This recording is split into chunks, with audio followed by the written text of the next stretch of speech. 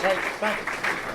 Yeah. Cheers, Grant. Well, thanks for coming this afternoon, everybody. I sort of I feel a bit funny about this title because I'm sort of wanting to share my enthusiasm in a celebratory sense about what is it that defines me.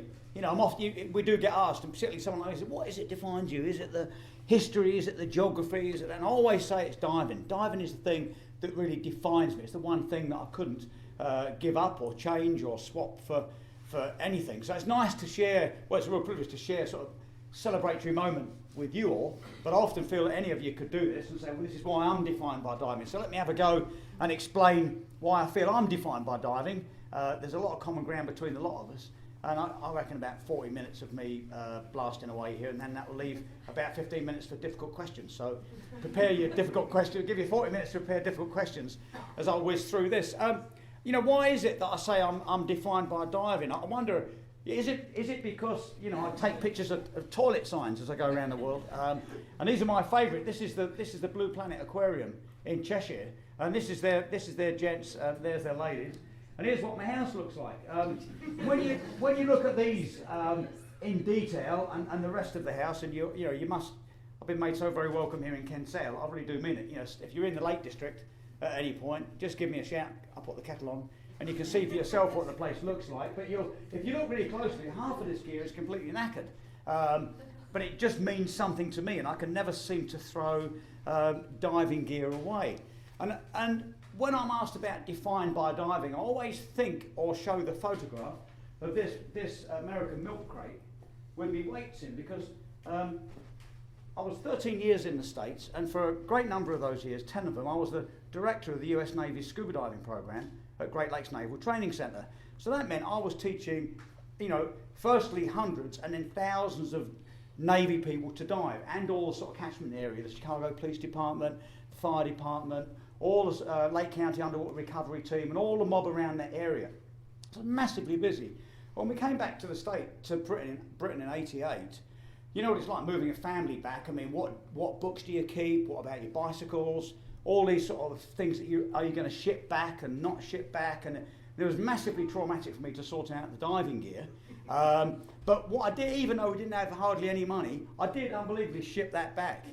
And, you know, I look back on it now, I think I must have been out of my bloody mind, because we didn't have much money, but I insisted on paying for that milk crate, and there's a lot more weights than that being shipped back, and I still use it, and that's on the floor by the front door. So when you visit, you'll see it, and you'll think, oh my God, he's a complete idiot with his stuff. But that's the way I feel about diving. I tend to get that feeling from you all, and especially today on our dive. I mean, you could say, you know, oh, it wasn't the greatest dive. We didn't see basking sharks, we didn't have 30 metres visibility and all the rest of it. But it was still time underwater in a great atmosphere, and I think that's a lovely thing, and I tend to gravitate to people like that. Most recently, you know, I think all the people I gravitate to that are like that is my colleague here, Anatoly Sagalevich. I'm on the Rolex Awards jury with Anatoly. You may not recognise him there, you probably may not even recognise one of his submarines there, but you might recognise this picture because it was 6 years ago that Anatoly put the Russian flag under the North Pole in the great sort of geopolitical claim. You know, the Arctic Ocean is changing so much within all our lifetimes, it'll be completely unrecognisable, and that's, you know, brought on this sort of trigger for geopolitical claims. And Anatoly did that. He's also the one that ran that down on the Titanic a number of times. He's a really great man. He's the sort of man of the ocean, you know, and I feel I'm a man of the ocean because I'm a diver, but he's a real, you know, up there somewhere. So Anatoly and me, we share time together in Geneva. We work on the Rolex projects together, and together we put this thing, this is actually Lake Geneva in Switzerland. And some years ago, when the pharmaceutical industry was really busy and not so well organised in Switzerland, it dumped loads and loads of waste in the water. You know, pharmaceutical industry, so it was hormones and antibiotics. And when it was going in there, they decided about 10 years ago to start measuring how much was in the water, and it became incredibly difficult to measure. Because you know how you do, you've got boats on the surface, they'll are in Nansen bottles and all kinds of other instruments over the side. But because all the sediment in the lake gets affected by the algal bloom, it means that the water column isn't dependable. So they go down to sort of 30 metres to get one measurement, go back to the same GPS location 20 minutes later, and it'd all be very different. So they realised they need to sort of ground truth it. So the trick was we got Ferring Pharmaceuticals to pay up. Anatoly brought his 2 submarines over from Russia, and I spent most of the summer 2 years ago in this little 2-metre sphere with Anatoly, running the Woods Hole mass spectrometer, and this sub is great for these. It's got 2 arms, so that means you can do sediment cores. Even I can do sediment cores on that. So I'm cooped up basically 6 hours at a time the whole summer with Anatoly Sagalevich. So what do we talk about? We're diving and been in the water, and he's had some great epics, and he would always ask me loads of questions. How do you do that? How do you do this? And every time I asked him a question, like what was it like when you came up under the North Pole and the ice had come over you and the navigation kit was all screwed up, and everywhere he moved, he actually inadvertently moved with the ice, and it took him hours to work out how to get out of there. And what he would used to, he used to just get his go like this, and we bear in mind that we're sitting sort of our knees interlocked, and he'd get his card out, his business card, and he'd say, "Here you go," and it says on it, "Anatoly Sagalevich, hero of Russia." It's like, so that's the answer to everything. If you ask Anatoly anything, all you flipping need to know is he's a hero. So it just works for him. But the rest of us, we have to find innovative ways to find solutions and communicate things that are important to us. And like all of us here, the ocean debris issue is a big thing. And I'm often trying to find ways to communicate it, either to really switched on groups or people that don't know much about it, or schools or teachers or government meetings. I'm always working in this sort of sphere. It's always in my mind to try and get people to understand it. But it's difficult because the oceans, as we all know, are the largest, least understood ecosystem on the planet. And then when you add into it this vast amount of debris that we can't even measure, people, living where I'm from, in Romford, Essex, will sort of say, well, so what? It's too complicated to recycle this plastic bottle, and how do I know it's the one that ends up in the middle of the Pacific? And they just don't get it sometimes. So I started to work with the Zurich Museum of Design a few years ago, and we got a great pile of rubbish from Hawaii, the North Sea and the Black Sea, and put it into their main hall. And you can see it's quite a lot. We originally wanted it sort of coming up in a big V, but it just kept collapsing back, so we set it out fairly flat, as you like. And there's all kinds of rubbish in there that we all recognise. Then we got all the scientists together and said, how much is it? And they looked at it, did loads of clever remote sensing, computer modelling, looked at all, the ground truth measurements from all over for months, and came up and said, well, that's what goes in the sea every 15 seconds. So it was an absolutely brilliant thing for them to say, because if they'd said that goes in every hour and a half, would have been a bit. But let's say they're off by a pretty big factor, and it's actually not 15 seconds, but it's 25, or it might even be 5 seconds. It's a hell of a lot of plastic. And then down this side, they ran all of the computer modelling that showed how they did it, and know it's for sure. And then down this side is all the industry stuff, what we're doing about recycling, what the future's going to look like, what the history of plastic is. And a really lovely thing, I was so taken by this. I did a project on it for BBC, and they said, you've got to do it when the museum is open, because of a licensing thing. And I've done live museum stuff before, and it's flipping awkward because kids are crying, doors are banging and opening, and people are going, "Hello, mate, what are you up to?" And but it works well here because when people walk in the main hall, they just go completely silent. It's a film in itself to see people are all busy. You pay your sort of 7 francs, and all right, let's go and see this bit first. And you can hear them, and they walk in, and there's just silence. So that little moment itself says a lot. So I did it for BBC, got really excited with it. And then with the help of some friends, we got can't see the logo properly here, there's a big foundation called the Drossos Foundation. They agreed to move it around and run it in Europe, to sort of take it to places. And then I put some effort in through the Royal Geographical Society, thanks for the plug, Graham, and I'm running it in London at the Royal Geographical Society in autumn next year. We're lucky at the RGS because we're on Exhibition Road, and we've got that nice glass front, and we worked out the volume, and all them millions of people that walk up and down Exhibition Road in a day will look, and it looks as if the RGS will be full of plastic. It's perfect, and we'll get them in. And so it was a nice. So I was really feel that by bringing a global issue into where the people are, there's a bit of magic there. We can sort of make some awareness reach some new levels that normally wouldn't do. So then I, pushed and managed to get this great idea of doing these debris dives in the UK. As you know, I did a thing on the One Show, did a thing on the news, talked about running these debris dives in Windermere, which is where I live most of the time, And we had 262 divers, just like this, just like the initiative that Anne and Graham put together. Let's have something in Kinsale. I said, let's have a debris dive in Windermere. And us 262 divers got about 7 or 10 tonnes of rubbish. We got a lot of great coverage from television, particularly the National Geographic. I was really pleased with the National Geographic coverage. And then we're now building these fabulous works of art. My favourite are these style. You've seen these, where you walk in and this looks just like a pile of rubbish. All the things that are hard to work with, like crisp packets and all kinds of old, really grotty stuff. But then if you pile it up right, you walk in a room, press the light switch, and of course the lights come on and the artwork is the great shadows. And I was amazed in Windermere. I lived there a good half of the time, and you swim around in Windermere and I can see, I don't know, something like this that's fell off a boat, or sunglasses, mobile phones, even a bit exuberant with the beer and a few bottles go over or something. I sort of understand that, and the obvious accidental things, boat hooks and that. But what I couldn't believe was that we picked up 73 car tyres, and we could have just spent months picking up car tyres, fire extinguishers and 12-volt batteries. Loads of 12-volt. So people are swapping the batteries, doing the old thing on the tender, rowing out this battery and being careful getting it in. And then obviously getting the old one, chuck it in the flipping water.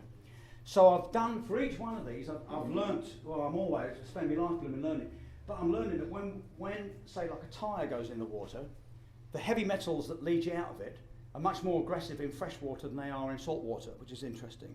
And we're doing each work of art will have, as well as the obvious blindingly thing that don't throw this in the water, we're doing a thing where each work of art will have its own risk, environmental impact assessment, and it will show what effect that was having in the lake. And then we're trying then obviously to use that link, just like Zurich.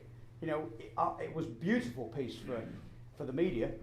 Why is Zurich interested in being sort of world leaders in oceans when they're an enclave, And the same thing, Windermere. Why is Windermere getting excited about ocean debris? Well, when people start asking the question, that gap is a great one to play with and use all the right metaphors and say, well, this is our way of touching and feeling and bringing a big issue into where we all live.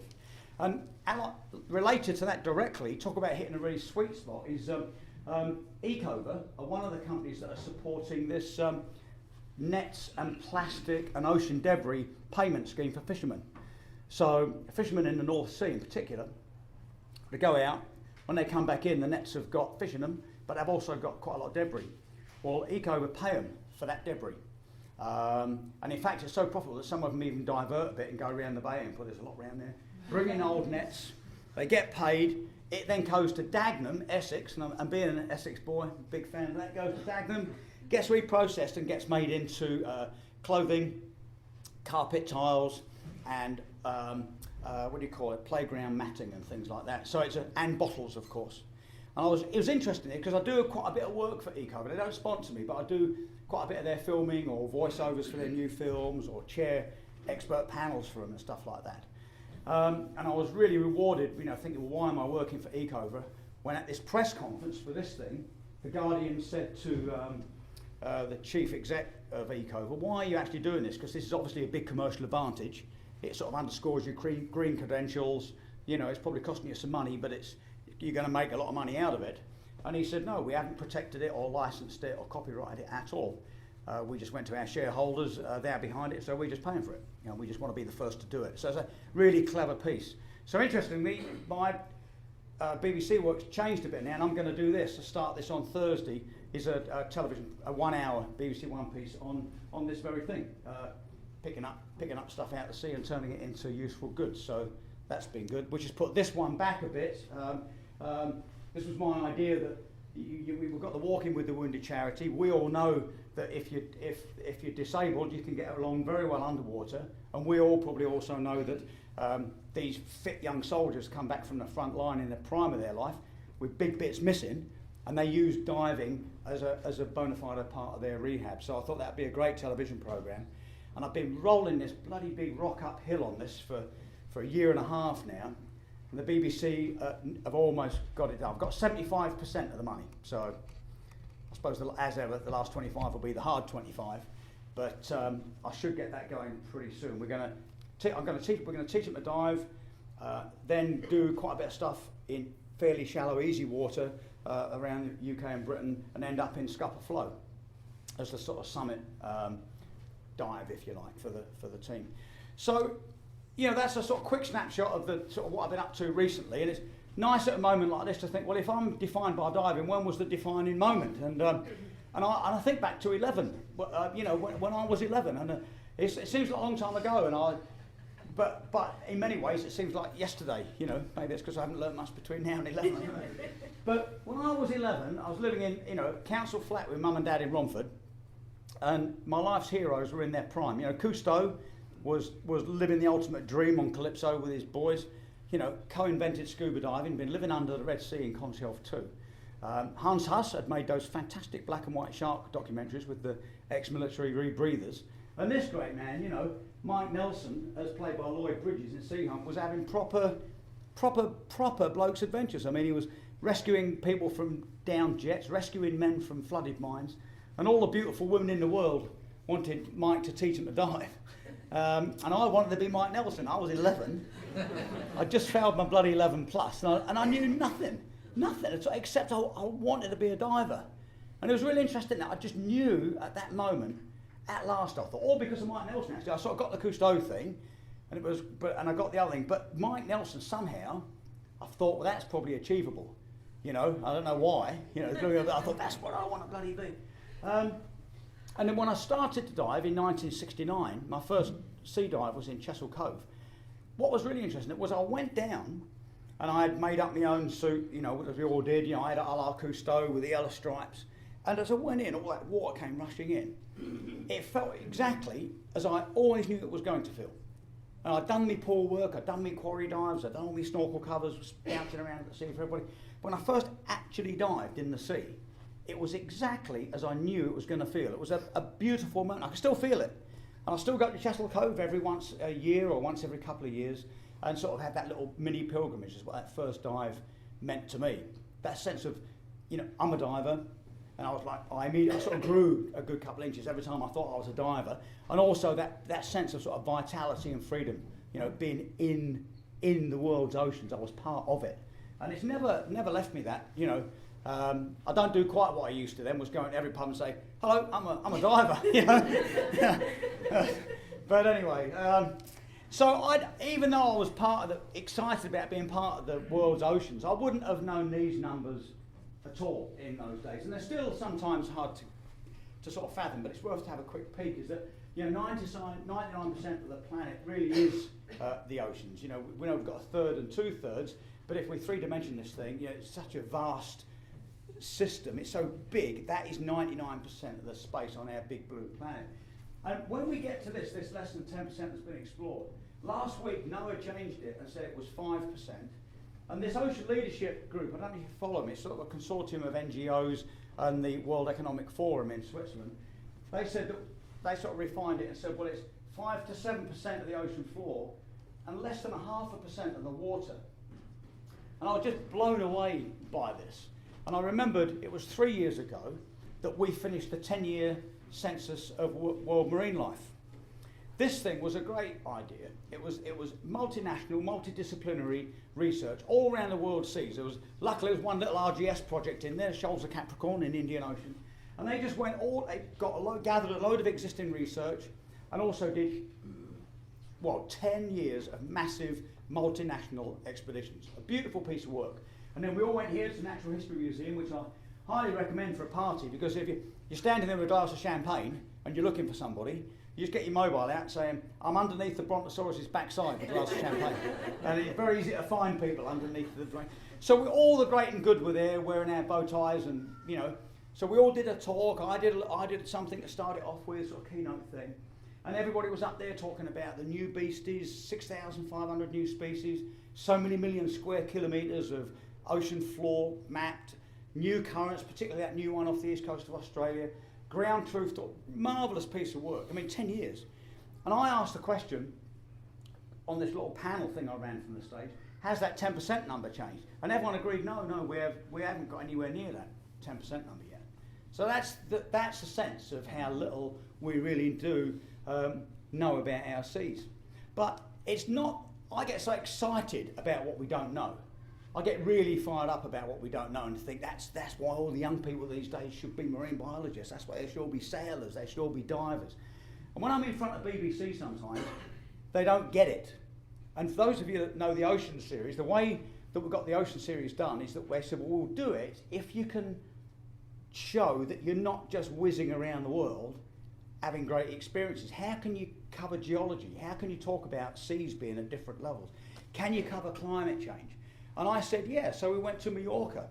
There's a cave system there that the scientists are working in to prove where the Mediterranean's been higher, lower, and at different levels. So you can talk about geology, you can talk about all kinds of complex issues without using computer-generated images, but getting yourself into a really powerful place.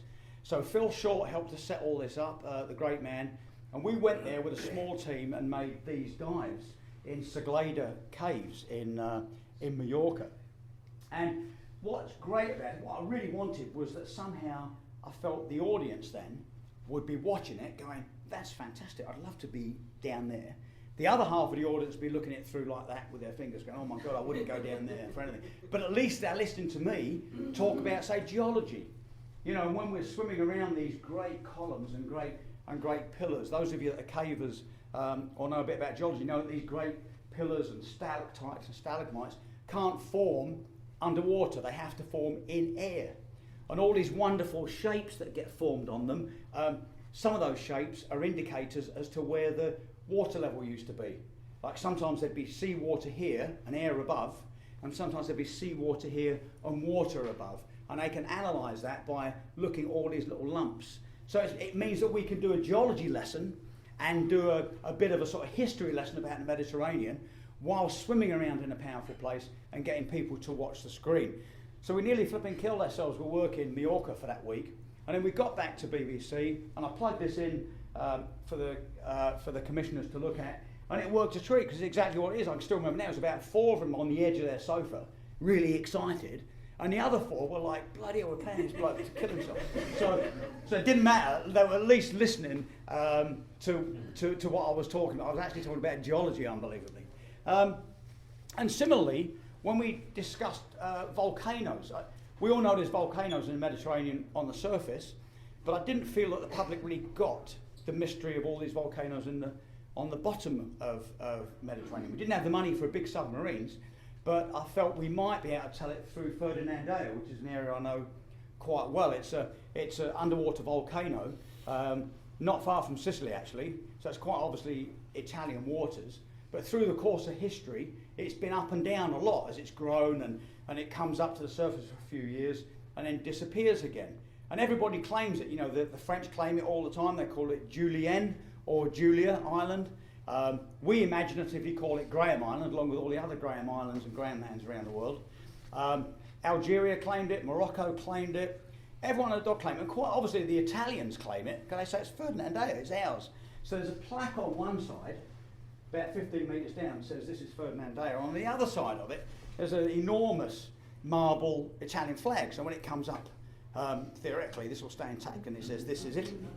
And then what was beautiful for television as a lovely way of communicating it was that in 1986 the Americans bombed it because they thought it was a submarine in support of Libya, which is bloody marvellous, you know. So on television you're talking about volcanoes, but you can get people to listen because you're engaging them in a different way. Same thing with the megafauna. We couldn't compete with the likes of John and the great images and you know, more shark sort of documentaries. We couldn't get near the blue chip stuff like that, but we felt we had enough money and we were well funded. I mean, 2 years, 8 1 hours, massive team of sort of 27 most of the time. We could cover these difficult species called six-gill sharks, which have been filmed, and they have had diver interactions, and they have been picked up by remote operated vehicles and mini subs, but no one's actually done a 2-shot with them, which is the classic television thing where, you know, I'm talking to the camera with one of these. And we felt that we might just get lucky with the six-gill shark. So we'd heard that they come up at the new moon. No one knows why. They're generally messing around in about 2,000 metres of water. They come up to about 40 to 60 metres at new moon. When it's dark, in ones and twos and then disappear. So it's really hard to know where to go and when. So we went on a new moon to the Straits of Messina between Italy and Sicily. And as you know, it's a funny old bit of water. That is upwellings, down currents, minor whirlpools, but they don't look very minor when you're in a small boat.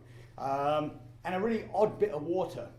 So I had a couple of dives that were just a complete zap, you know, really bad dives where it was dark, we went at slack water, and I should have realised this as a sailor, but you know yourself, when there's been a lot of current and tide, when it's slack water, the sea does all kinds of weird things, doesn't it? Because the linear flow is off, and it does sort of a bit of madness for an hour.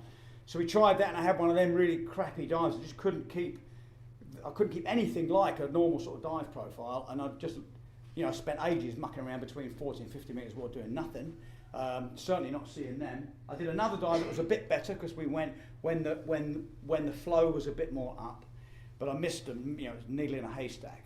And then I remember Anne Laking, our director, who'd come to witness how we were getting on, you know, saying we can't travel around the world filming this series of you not finding things. So, you know, so the next night we discussed it, and Richard Bull, our great diving supervisor, he went to the dive shop and we overblew the cylinders a lot, and I carried a big one on the side as well as a big pony.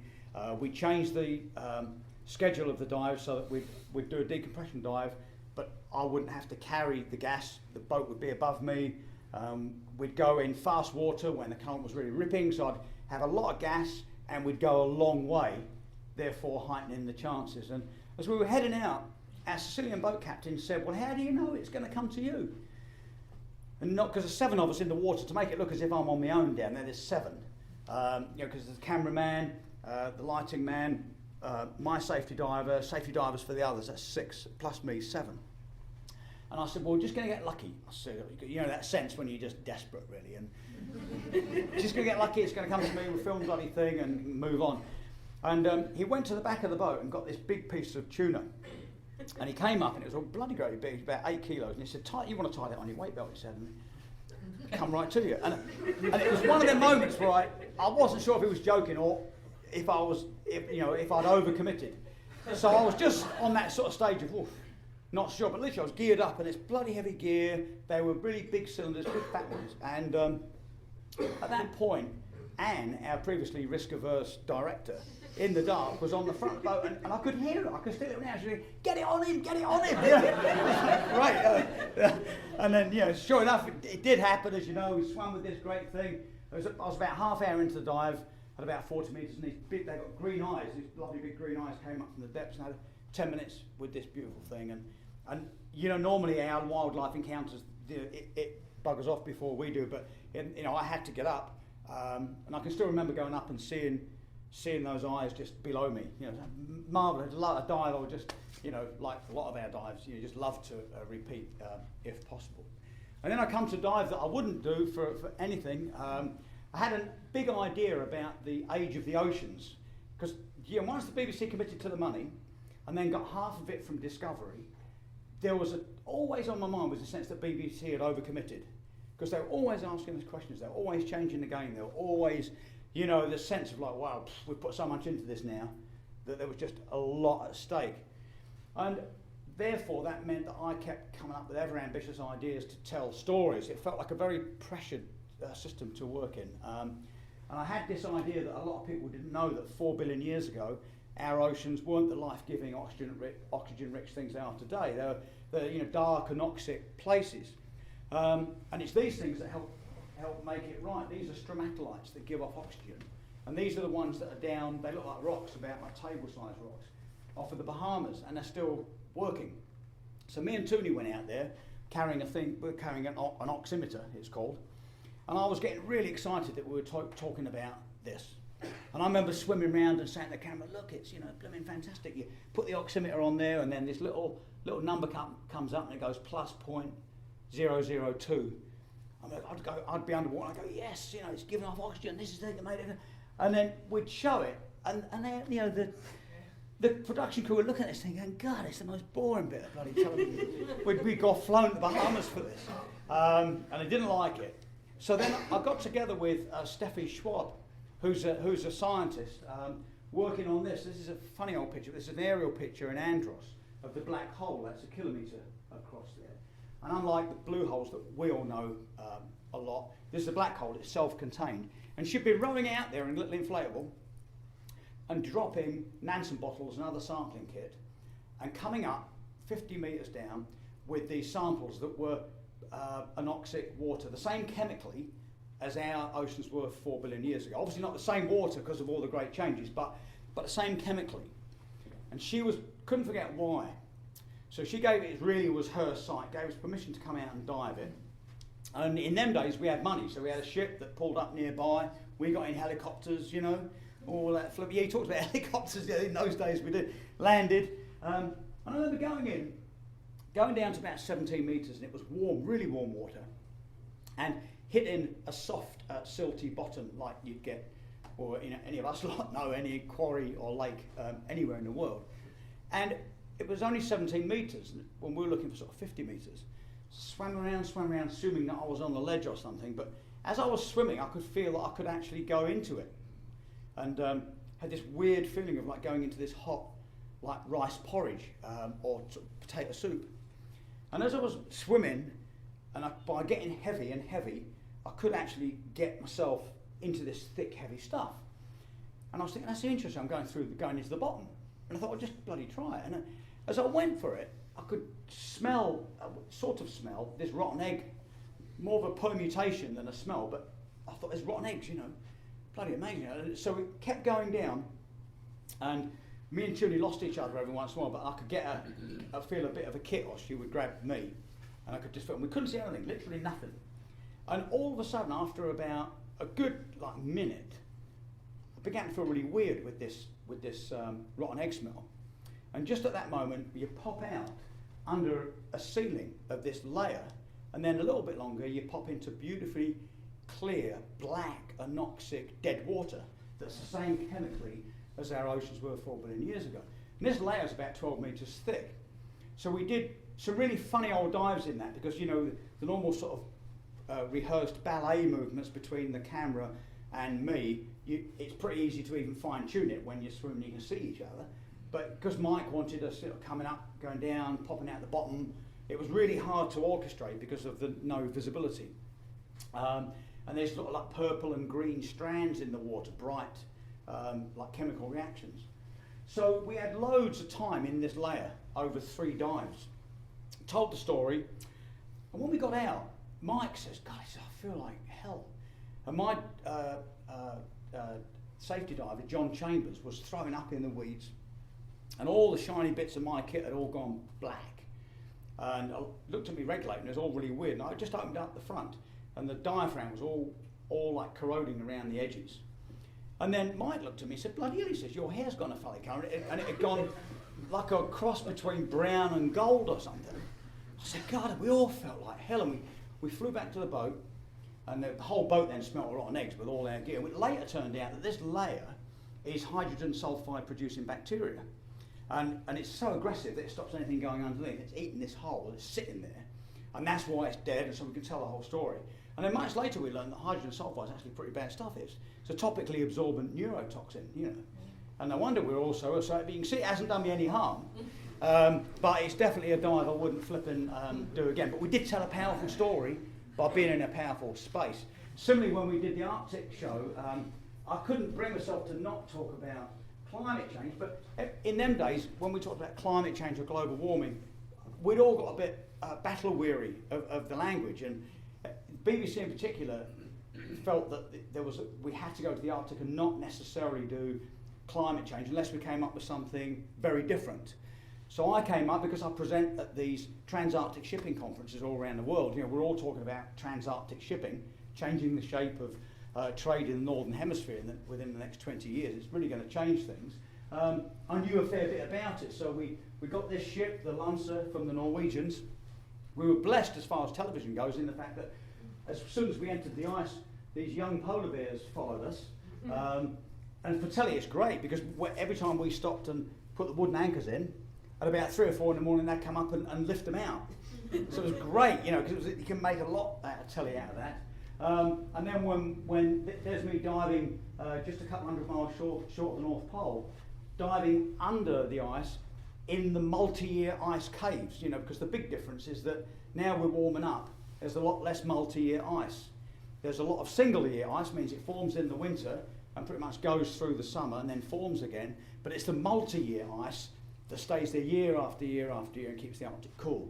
And because the big caves that are formed when these big flows go on top, flows the size of counties go on top of each other, and they form caves. So by swimming in there, talking about it, it was the same as the cave dive in Mallorca. I was in a really powerful place. A lot of people thinking, God, I wouldn't do that, or this is interesting, and I can then get away with loads of climate change stuff. So we could carry that message through almost as a sort of like an equation to keep people interested. Because these days on telly, as you know, it's sad to sit in some of these production meetings and people say, this is a fantastic project, idea, a great thing. But it's not going to get the viewer numbers. BBC's called off the idea of getting stuff on because it's an important subject. It's now get stuff on if people are going to watch it. So they often come out of those BBC meetings straight into the bloody pub, And when we did Britain's Secret Seas, I came up with this theory that well, you could do this anyway. You could pick a country. You could pick, I'm just back from Hong Kong. You could pick Hong Kong. You could say Britain is in the centre of the world's oceans. If you look at things like the Gulf Stream, and so here's the things that define Britain. The blooming Gulf Stream comes whizzing across, the North Atlantic drift comes around and hits us and keeps us warm. And I went into the whole thing about plankton and phytoplankton and North Atlantic oscillation, and isn't it bloody exciting? And once again, the BBC, we've had enough. But as soon as we got, business of the basking sharks and swimming with them off of Cornwall, this isn't my picture, this is just a file picture, but 50 yards off the coast, and you're just hanging around there, just trying to keep quiet, letting this shiver of basking sharks swim around you, because they're there because of the phytoplankton, and then you've got people hooked and you can tell big stories. Similarly, most of us have probably dived this, the breeder. I know the breeder well, and I was trying to use lines in the show about, we've got some of the world's best, most prolific wreck dives in the world. We really do around Britain's coast.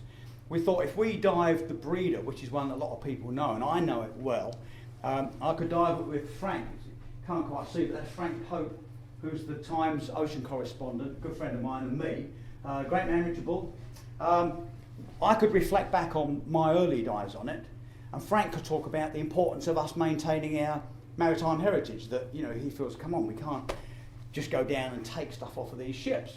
So we dived it together, and I don't know if you know, those of you have used underwater comms, but through water communication can be a bit tricky sometimes. And when it goes wrong, you get this massive white noise in your ears. So as me and Frank jumped in, Frank looked at me and went, and I went, yeah. And we both had that, and it's really aggressive because you've got the ear things right here, and it's like max volume, but actually it's still working. But it means you can't hear your partner. Normally we can hear each other underwater. So what we do, because it was, it was a blowy old day, we just said, let's keep going, So it meant that we had to guess what the other one is saying, and then they can work it out in the cut. So, bit one of them does. So we swam around, and we worked with the Localini group up there, who put together this new side scan sonar. The old side scan, if you projected side scan to me, behind me could be a bloody great wall or a pillar. You wouldn't know what was behind me. Really hard to work out. But by post-processing the new side scan sonars, you can actually see down in these holes. Beautiful images. So we went in this one first. Me and Frank finally got there, and Frank went around, and so I then was sort of going, oh yeah, and then when I was doing stuff, I could imagine Frank saying the same. 2 nights later, I went into BBC because we'd been called in to check the edit on some things I'd said. I was in hot water for saying multicellular. And I remember saying, what the bloody hell is you going to call it then? Give me another option. It was this whole sort of dumbing down argument. But it went in on that. Then I walked up to the edit to see how the great breeder shot worked. And it was flipping fantastic because you've got Frank's track laid down, and it's him swimming around saying, hey, we've got to look after our maritime heritage, because it wasn't many years ago these would have had clothing and all these supplies for the troops and aircraft parts and truck parts, and it's ridiculous that this stuff has just ended up, God knows where. We've got to have respect for maritime heritage. And my track is, this is flipping fantastic. This is where I got the box from that's in my mum's loft. And this so the BBC were just like apoplectic. But actually, when you look at that bit, it actually works quite well, because they used little bits of mine and loads of Frank's.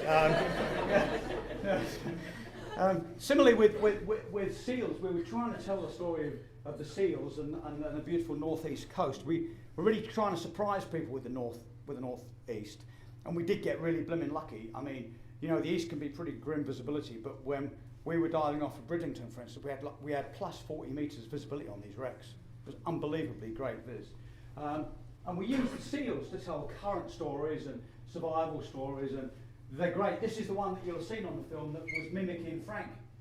Again, we shared the dive, and it was great. When Frank, did this, then the seal did the same. It's just, I think he's got very used to divers.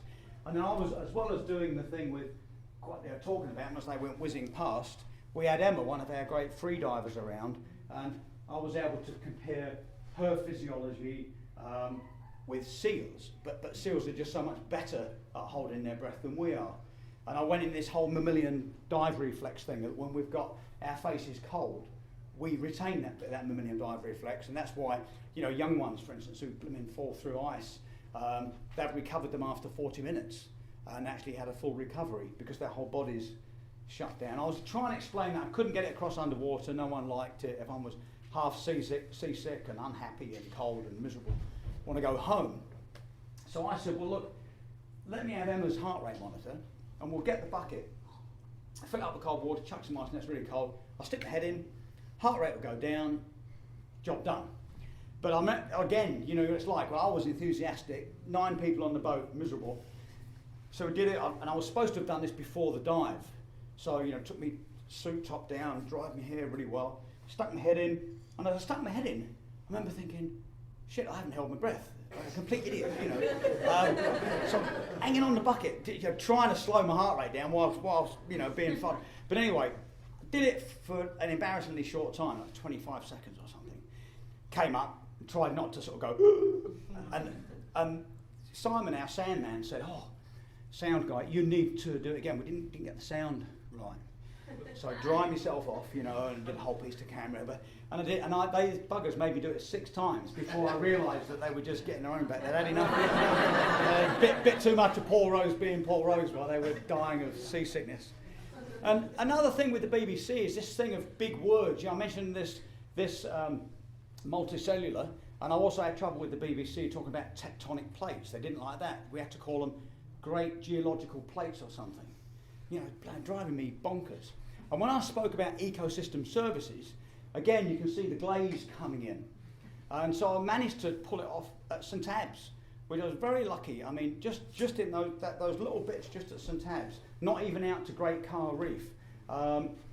You come onto at night, the sea squirts and the anemones are fluorescing, and the protein in that fluorescence is what the medical profession uses to track cancer cells in us. And when they do fluorescing imagery to find out what our big organs are doing, it's safer to use fluorescing imagery than it is a lot of horrible charged up drugs. So we could tell a globally important medical ecosystem services story 10 feet off the harbour in St Abbs. And Scotland became a big learning zone for me. I thought Scotland would be an easy one to do, but I felt I was always learning up in Scotland. And the biggest thing I learned was up here at Garvey Island, which is a tiny island up off Cape Wrath in the northwest. And up there they have this Garvey Island, which is about the size of an aircraft carrier, has been the bullseye of a firing range for 140 years. And we've been firing from jets, from ships, from nearby rockets all over. And then as the years have gone on, we've got smarter and more efficient, and they now pound it with 1,000-pounders from over the horizon destroyers. And about every 3 weeks, someone presses a big red button and it's all stop. And this lot go in with their 30,000-pound Divex rebreathers, no plastic parts to set any magnetically charged mines off, magnetically triggered mines off, swim round and blow them all up, the live ones they find. So I joined them. I've got a decent explosives ticket. So there's me. Once Ginger had found the 1,000-pounders that weren't magnetically triggered, I could come in on scuba with my C2 and wire it up on this 1,000-pound bomb, come up, press the button and blow them up. And so we did that for a week. And it was a great bit of telly because people are interested. I was really up for it. But the amazing thing was, and I remember saying it on telly, is that I've dived a lot of the coast to the east. And I've also dived a lot of the coast to the west. But the bit that we're blowing up, and have been blown up for 140 years, has got more life in it than the bit that we're left, the bit that we get into. You know, so can it possibly be true that we're so aggressive to the wildlife in the sea in some parts of our coastline that you're better off bombing it for 140 years and letting us in? So it's a bit of artistic license there, but at least you've got people watching the screen thinking about our impact on the environment. And then finally, my time in Antarctica. You know, I'm talking about being defined by diving, and you can imagine what it was like for me to, you know, I mean, I've dived all over the blooming world in all kinds of conditions, in all kinds of things, and I flipping love to just dive. But when I took over this base in British Antarctic Survey, I was base commander for 10 years, it was my job to put the diving in. Diving had been running in the British Antarctic Survey for many years in the sub-Antarctic islands called Cygni. But with the restatusing of the bases, it meant that my base was going to be the one that supported nearshore marine biology in support of the Southern Ocean Resources Project. So that meant me going out, and I had to get my chamber operator's ticket had gone down, my hyperbaric medicine ticket had gone down. There'd been a few tickets that had expired, so I got them all back again, which was great news. And then I went shopping, I went shopping for chambers and equipment and on all the rest of it, and set up the diving. It was a marvellous thing to do. Every single dive we did was a world's first. And on most of them, you go down with these great marine scientists who'd never dived that far south, and you can say, what's that green thing? It looks like a tennis ball. And they come up and say, I've got no idea what this is. We've got no idea. It's absolutely marvellous. So they were great years of diving. And I remember learning, then in them days, I was thinking, well, I've really got this diving stuff sorted out. But I was learning all the time when you put a project like that together. And we were not using computers. We were using DCIEM tables because I'd researched them. They're Canadian tables designed for cold water. And like all these tables, it's just a US Navy table that's been tweaked a bit to make it a bit more conservative cold water. It was agreed, it was a known method. Bass really went for it. They weren't going to go for computers, so fair enough. We're using them, and in them days we had a couple of dives that were really great ones. I used to love them. The scientists want this repeatability. Let's set up these experiments that we know for the next 7 years we can dive every week, whether it's summer, winter, no matter what. And we're lucky at Rotherham, the runway, which is behind here, this is the runway, this is the road next to it. It's a kilometre long, and it drops right off into very deep water indeed. It's like there's about 300 metres, and here's 90 metres at the bottom of this slope. And it was a lovely dive sometimes to sort of load your gear up on one of these little Cushman vehicles, and then just walk up the end of the runway. The skewers all come and attack you while you're walking. You sort of get this warm, you get nice and warm in the suit. And then we'd go down on this one. These would be sediment core dives. Man weight here with a bucket. Pretty boring old dive, really. You go down to sort of 40 metres, take your sediment cores, come up, and then dump all your gear in the Cushman and walk back to the dive facility. And I made these showers that you just came up out of the water with your gear still on, gloves and everything, walked in, pressed the button, lovely hot water over you, washed the suit and started to warm you up nice and quickly. Well, during those days, I had loads of people complaining. It's like running a big base like Rotherham, 200 people, very complex logistics at the end of the world's longest supply chain. And there's always little moans. We've got the wrong kind of lager. We're running out of Guinness. We're getting pissed off with the amount of custard creams that came in. And there's always something domestically. And that year it was the blooming laundry powder. It was the year that everybody got biological laundry powder or something. And people were saying that it was making them itchy. And I remember thinking, gosh, we didn't really need it. And finally it dawned on me that in my dim brain, it was nearly all the divers that were. And I wondered if it was something to do with their woolly bears in the old washing machine, because they're old twin tub washing machines. And I was looking at this, and I looked at some of the divers, and they had some pretty good rashes. I thought, God, it's pretty rough for laundry powder. And I look back through, with the help of DDRC and my Met man, we realised that we were getting these rashes from laundry powder only when we had extraordinarily low pressure. And when you get low pressure in the polar regions, it's really low, it's like 970, which is equivalent to an altitude dive. So suddenly it's quite blindingly obvious we're diving at sea level, but with the skin flushing of walking a kilometre, then diving at 40 odd metres, and then the exercise after followed by the heat, it was just enough to put us into altitude diving. And it took me nearly the whole summer to sort that out. And I was asking everybody, and we were mucking around. When we got it was a big eureka moment. You know, firstly I was thinking, Christ, nearly bent the whole bloody team. but secondly, you know, like, you know, how do you know? You know, it's bloody sea level. So it was, and I knew all about these low pressure, and we're dealing with it all the time, where we'd often get questions, how can the pressure be so low in these, you know, high latitudes? It's really interesting. It was a really great learning. I've never forgotten it. And similarly, when we're diving through the ice, I mean, these dives, even though there's open water here, is really quite easy. It's just like coming down through this ceiling. You're on a harness, you've got a good team above you, you know you're going to get the hole. And these dives are bloody awful, where we've got a hole here that we've used a lot, and we just want to get one or two more dives in before it all breaks up.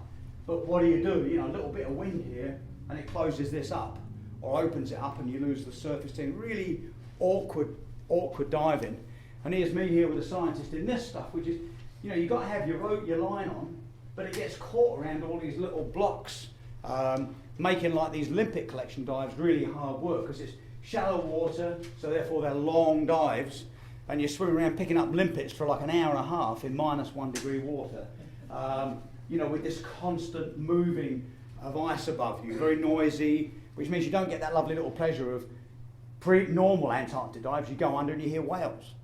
This time you just hear all this ice banging, and you're constantly on the go thinking, blimey, how tight is that getting from forces that we can't even see? You know, 200 miles away, the tide or the wind has changed dramatically, and is it going to tighten it up? Was exactly what happened here.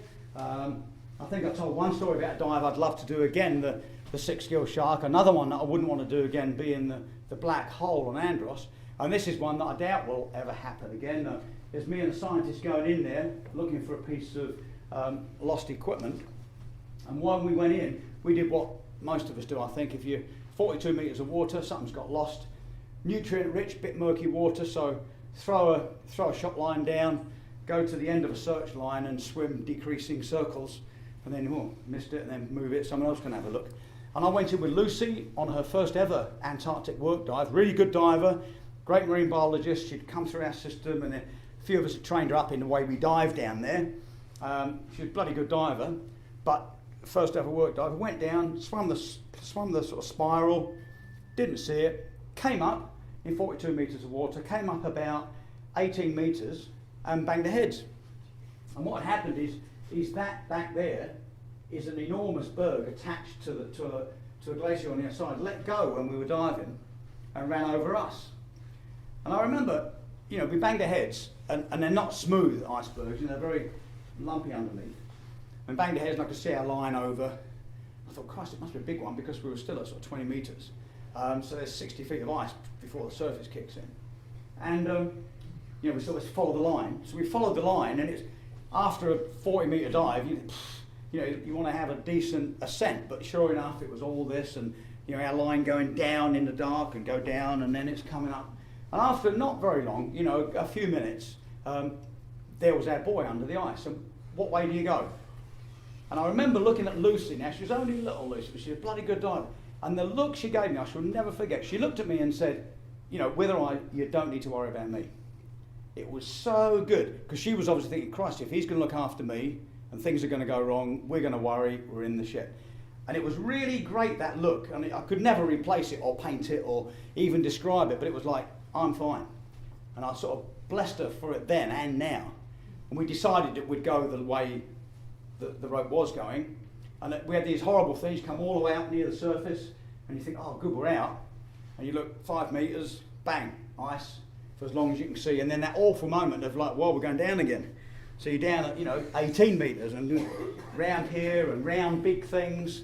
And sure enough, you know, there you are, sort of, you know, 25, 30 bar, pop to the surface, you know. Quite obviously, I wouldn't be here, But, I remember I got back in my office and there was a bit of a drama about it because the boat crew looked like shit. Our recoil was a scaffold pole and a spanner. And you go bang, bang, bang, bang, and you can normally hear it, but they'd been doing it, we hadn't got it. So they looked like they were really, they're angry, upset, distressed. And so were we, but trying to sort of, well, we're all right. But I remember getting back into my office and shutting the door, and I just sort of thought, well, thank God for Lucy, because if she'd lost it or had so I still remember that lovely, lovely look. But it didn't stop me being useless. The next season, we had some really great marine scientists who were super keen to see what was beyond our normal operating depth, and we always try to operate at sort of 20 to 30 metres because it means you've got a decent bottom time. We were only using air. We hadn't brought nitrox in at those days, and so we were thinking this sort of 30 metres was a good place to operate, particularly sort of 20. But they said, let's ping a bit deeper for seeing what there were.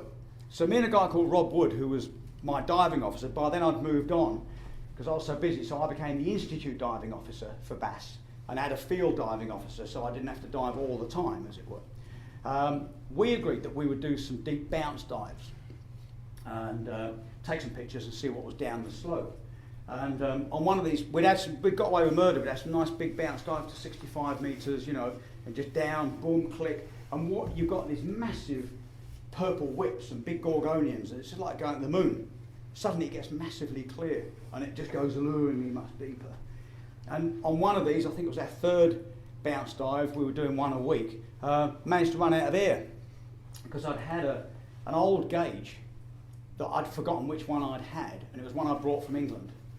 And I had my Viking suit, my own Viking suit, and this gauge. And the gauge still said a lot of air, but I went, and then, and I remember looking, it was 70 metres bang on. It's a fucking long way up, and so, Rob was over there somewhere, so I just set off. And I followed the slope for just a very short while and then started to come up. And I still remember that business that you get with the Vikings where your thick woolly bears can get trapped in that valve, And I was just bloody doing this all the time, making sure it was all right, watching, and, then I was getting that lovely bit of, because you run out so deep, you do get a little bit more as your diaphragm backs off on the first stage, and I was getting a bit more, but I was feeling really stressed. I was keeping my lung volume really low. And I made the surface, and there's me, on oxygen in the chamber. But the real no symptoms. The real complicated thing with that was the next day, I was supposed to fly up for an international meeting in Falklands.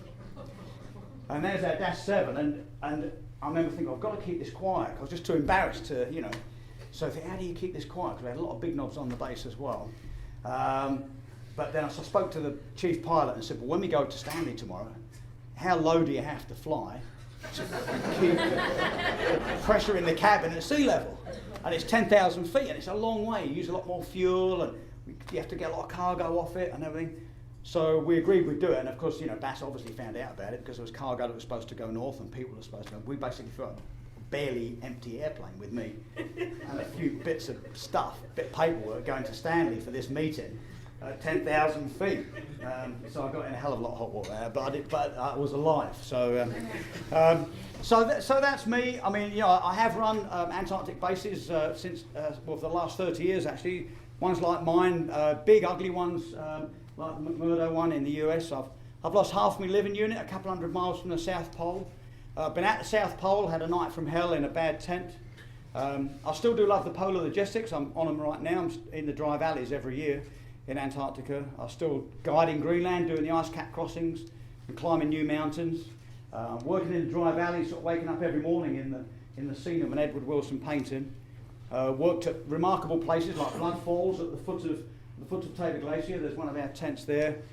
And just 2 years ago, I was navigating the dry valleys by following 2,000-year-old seals on the surface.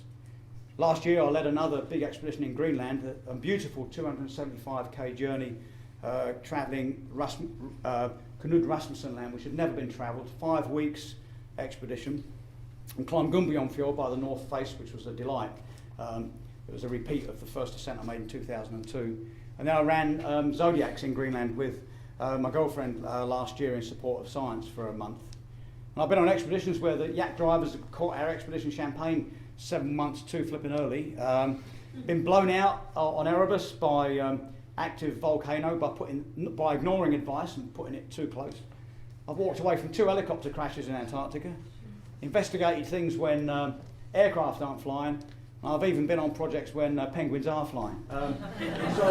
So that's me, but of all those things, it's diving that defines me. So thanks very much.